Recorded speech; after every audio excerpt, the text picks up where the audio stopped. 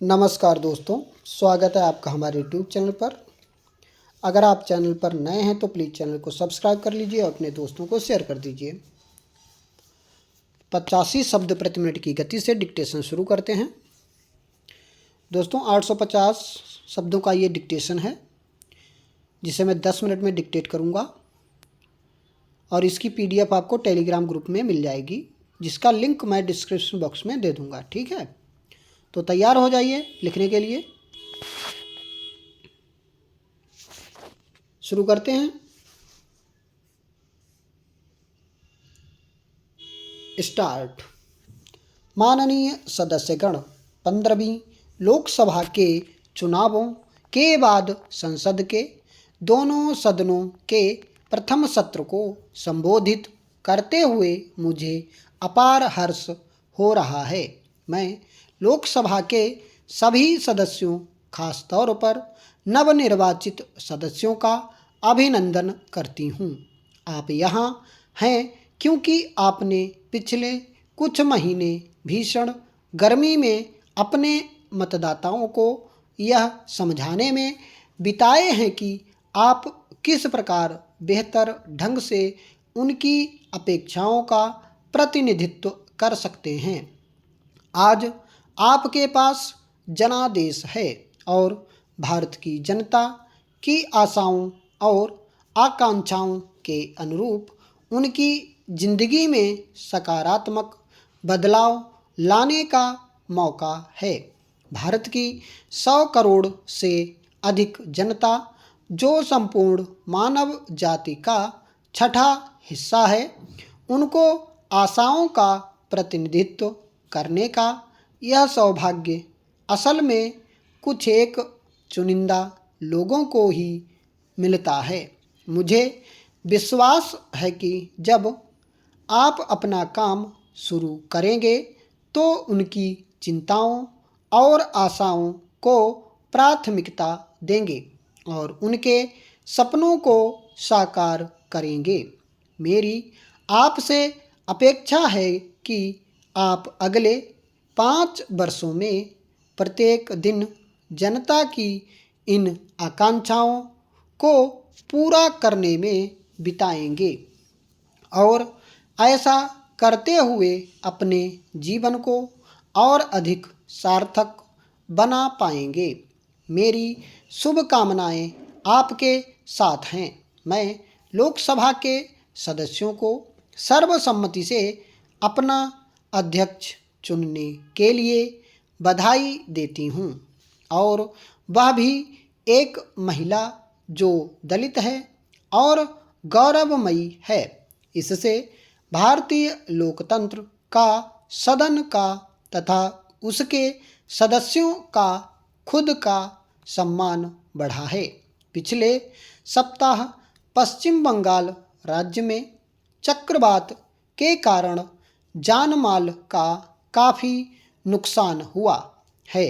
आइए हम शोक संतप्त परिवारों के लिए अपनी हार्दिक संवेदनाएं प्रकट करें।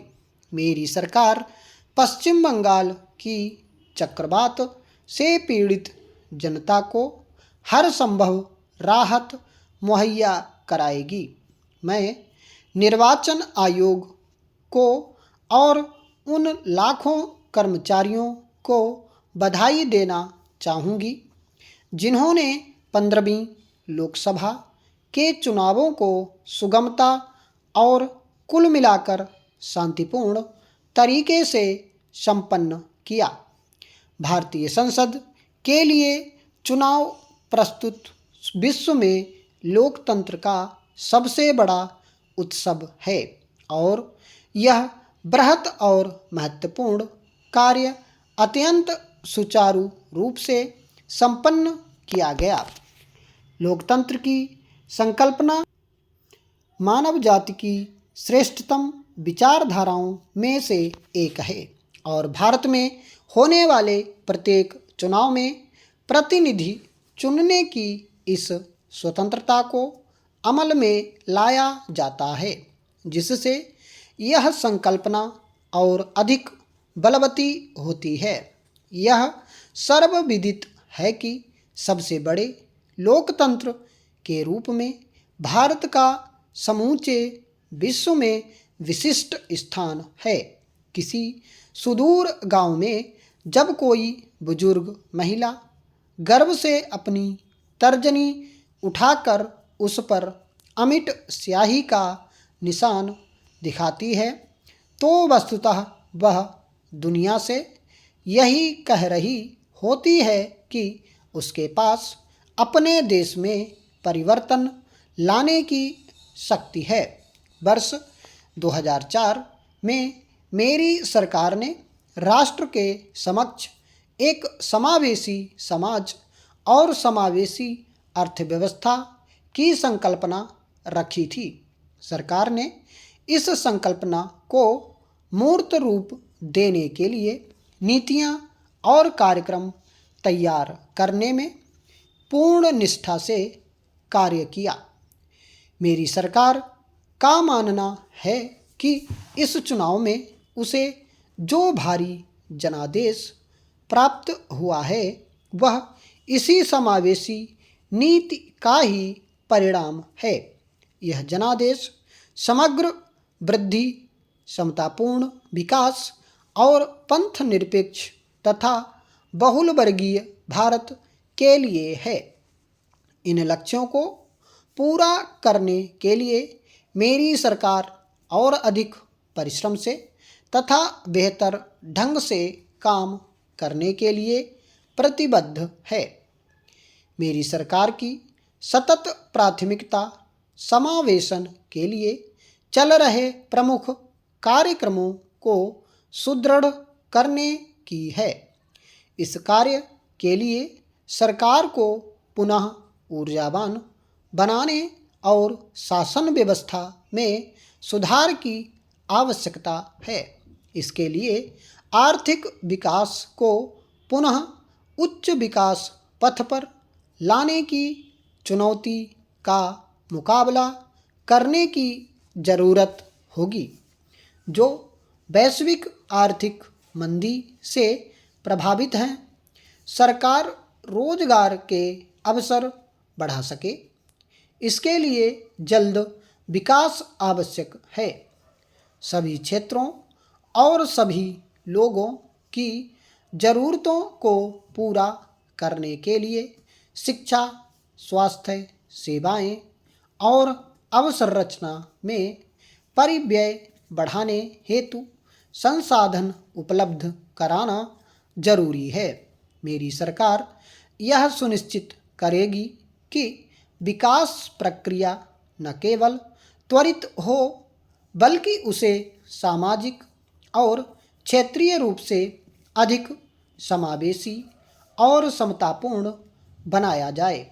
जैसा कि मेरी सरकार ने 2004 में भी चर्चा की थी, आर्थिक, सामाजिक और सांस्कृतिक समावेशिता के लिए हमारी जनता की तीव्र लालसा और विघटनकारी एवं असहिष्णु शक्तियों को नकारना आज भी हमारे लिए प्रेरणादायी है और इस दिशा में सतत प्रयास किए जाने हैं।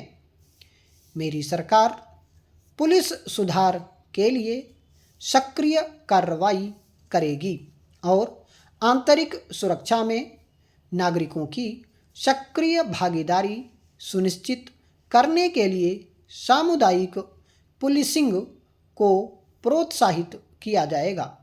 साथ ही सरकार उत्तर पूर्व जम्मू और कश्मीर एवं देश के अन्य भागों में हिंसा का परित्याग करने वाले सभी समूहों को रचनात्मक कार्यों से जोड़ने का प्रयास करती रहेगी। सांप्रदायिक सद्भावना को हर कीमत पर बनाए रखा जाएगा। मेरी सरकार को मिला जनादेश स्पष्ट है कि जनता इस देश के पंथ निरपेक्ष स्वरूप को बचाए रखना चाहती है। इसी उद्देश्य से मेरी सरकार सांप्रदायिक हिंसा के निवारण के लिए संसद में प्रस्तुत विधेयक के शीघ्र अनुमोदन हेतु प्रयास करेगी। प्रत्येक नागरिक के लिए विशिष्ट पहचान पत्र स्कीम लागू करने का कार्य एक अधिकार प्राप्त समूह की निगरानी में 3 वर्षों में पूरा कर लिया जाएगा। इससे विकास कार्यक्रमों और सुरक्षा के लिए पहचान का प्रयोजन सिद्ध होगा। मेरी सरकार विगत 5 वर्षों में विकास की गति बढ़ाने में सफल रही है और इसके दौरान इसका रिकॉर्ड औसत 8.5% रहा। स्टॉप।